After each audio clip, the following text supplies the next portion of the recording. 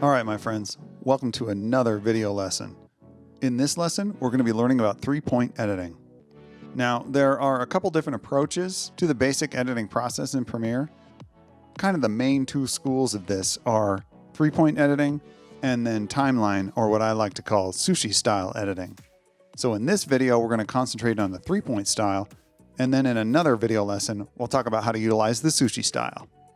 So to get started on our montage project here with three-point style, we're going to go to the music bin here and open up our music track. I'm double clicking and opening it up in the source monitor here. And you can see my entire track is laid out in waveform. It's in stereo. That's why we've got a left channel up here and a right channel here down below. And I can scroll through this entire track, and you can hear when I do that, I get what's called audio scrubbing, where I can hear the portions that I'm actually moving over when I drag the playhead through the timeline here. So you may not have this audio scrubbing turned on. This is actually a preference in Premiere. So I'm going to go to Premiere Pro Preferences and then down to Audio. Now on a PC, I believe this is Edit Preferences, but on a Mac, it's Premiere Pro Preferences. Open up the audio preferences window here. And the thing you want to make sure that is enabled is play audio while scrubbing. This makes audio editing a lot easier. By default, it's usually turned off. So go ahead and hit that checkbox and turn that on. And then you'll be able to scrub through like this and also arrow back and forth, frame by frame. Okay. So what I want to do here is put together a song for my montage project. And I highly recommend that you guys approach the project in this fashion. Get the music into the timeline first, then worry about editing in picture. Trust me, it's going to make it a lot easier for you to do. So for the parameters of this project, we're looking for something that is 1 to 2 minutes in length. And you can see over here on the bottom right of my source monitor, the entire length of the song is 3 minutes, 4 seconds, and 6 frames. That's way too long. So I need to edit it down. And this is something that I really want you guys to try and do too. Edit down a song to fit within the parameters of the length. Or if you've got something that's shorter than 1 to 2 minutes, cut it and loop parts of it to make it long enough. Either way. So what I'm looking for is a beginning, a middle, and an end to this song in a much shorter format. So I'm going to move over to the beginning of the song here, and I'm going to zoom in so I can get a better view of where exactly I want to make my edit. So to zoom in, I'm going to use the equals key. I call it the plus key because the plus is right on top of the equals, and plus makes a lot more sense for zooming in than equals does. All right, and this is usually the key that's right next to the large delete key on a Mac keyboard or the backspace key on a PC keyboard. So I'm going to hit that, and you can see I can zoom really far in, all the way down to the resolution of 1 frame here. Okay. Now, just to the left of that key is the minus key. If I hit that, I can zoom out. And when you are audio editing, you are always zooming in and out constantly, and you'll see why. All right, so what I want to do is identify where I want to start the portion that I'm going to use in the timeline. So I could drag my playhead up to the beginning of it here, but the better way to do that is to get the playhead close and then arrow forward until I hear the first piece of the music. There it is. You can hear as I approach it, you hear just a tiny little piece of the pulse right there. So what I'm going to do is identify that this is where I want the portion that I'm going to use to start. And I'm going to do that by marking an endpoint. And to do that, I'm going to use the I key. I hit that, and you can see Premiere marks, hey, this is where I'm going to start the usable portion of this piece. I've got nothing over here, just silence. I'm not interested in that. So now what I need to do is zoom out and find where I want this part to end, okay? So I've got my beginning here. If I play from that part forward, got a pulse, another pulse, and so on. That's a good beginning. And then the song's going to kick in here, and then I'm looking for it to get to a place where I can transition from the middle portion here to an end portion. So I think I'm going to move forward to about, I don't know, 45 seconds or so in. Zoom in a little bit and give a listen.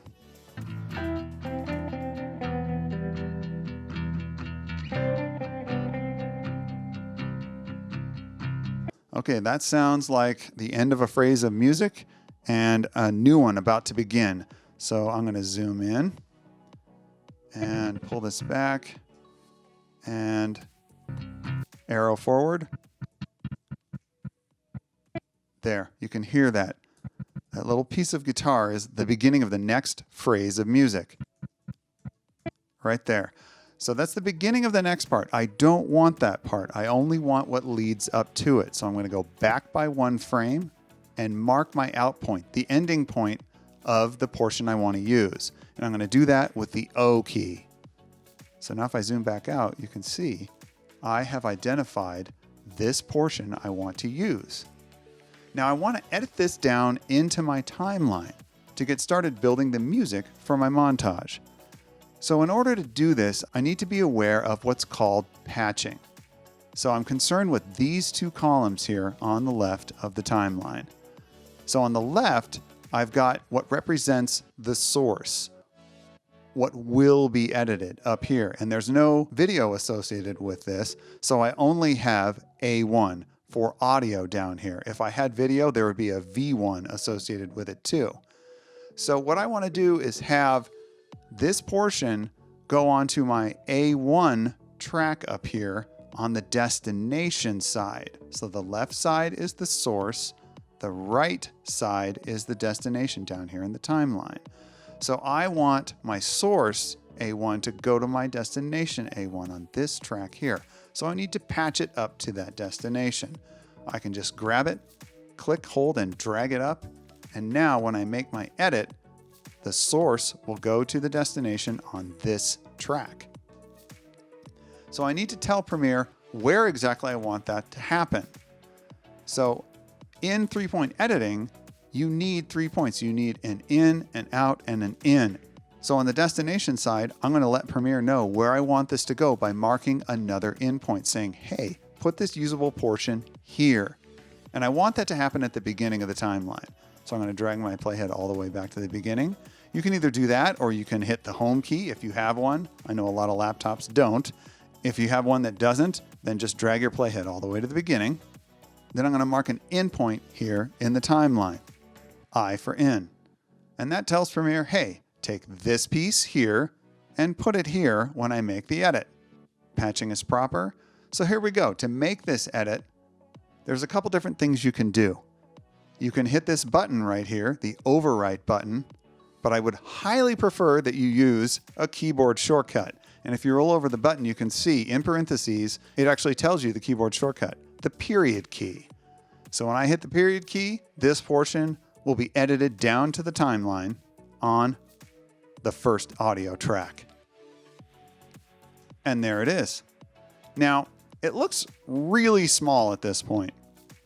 So just like I can zoom in and out up here in the source monitor, I can do the same thing in the timeline using that same plus key. All right. And there it is. Now I'd also like to see the waveform a little bit more closely in a vertical fashion. So all I need to do to make that happen is roll in between A1 and A2 here until I get the double arrow, click, hold, and drag down on A1. And I've got larger waveform. That makes it much easier to see and work with.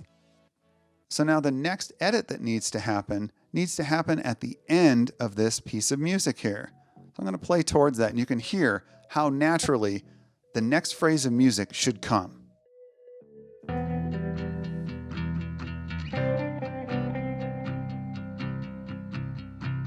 It sounds like something else is going to happen there, right? Absolutely. All right. So now that the playhead is there, I can mark another in. Now, if it wasn't, let's say it was back here a little bit, and I want to get there, I can either hit the end key, and that'll cause the playhead to jump right there. If I don't have the end key, then I can hit the down arrow, and it will go to the next edit point. If I hit the up arrow, it'll go to the previous edit point.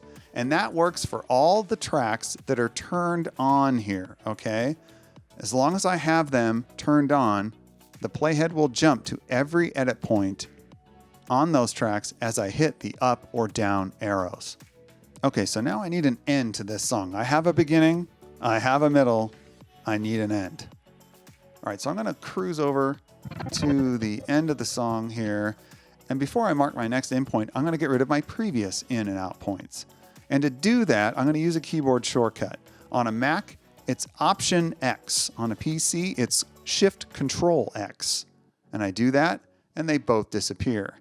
Now, if I only wanted to get rid of the in, it would be Option I or Shift Control I on a PC, and only the out would be Option O on a Mac or Shift Control O on a PC. But in this case, I wanted to get rid of both, so I used the Option X command. So I'm going to zoom in again and play towards this series of pulses here that are towards the end of the song.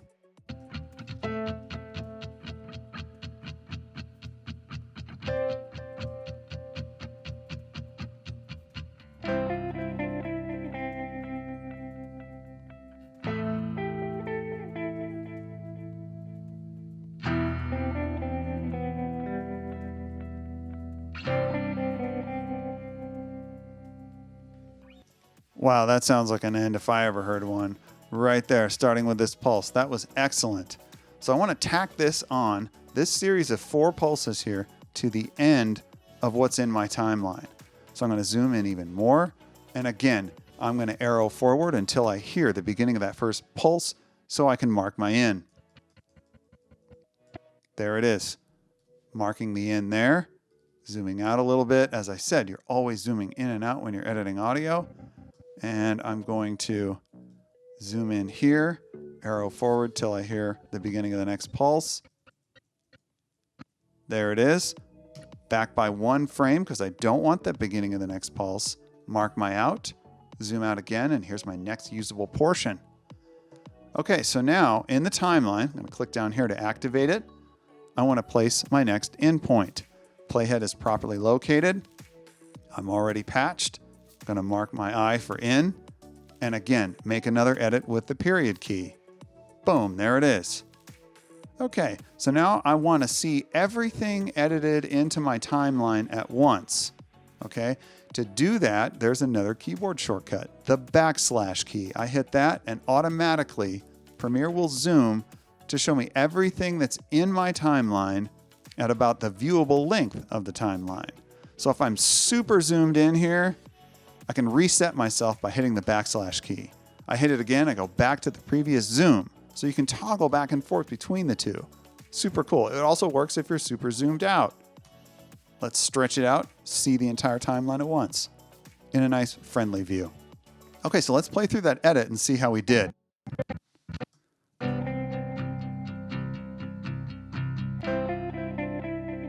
Pretty clean, although I hear a tiny little click in there that I don't really like. Yeah, that happens a lot when you're editing audio.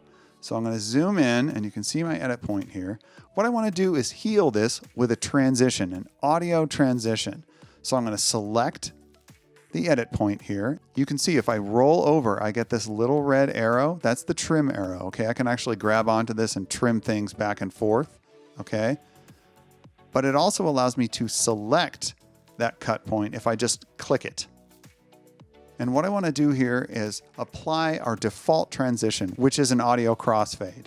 To do that, of course, there are a couple of ways. You can right-click and choose Apply Default Transitions. And there it is, the crossfade. I'm going to select it and delete it here because I'd like you to use a keyboard shortcut instead, of course. And that would be Shift-D. Shift-D for Default Transition. And there it is, applied. Now, right now, if I double click it, it shows me that it's 1 second long. That's way too long for this kind of edit.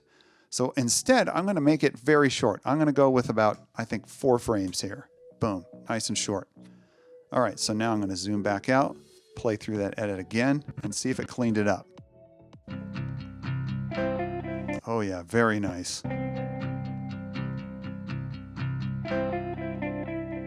Click free. I like it. Okay. Okay, so this is really cool.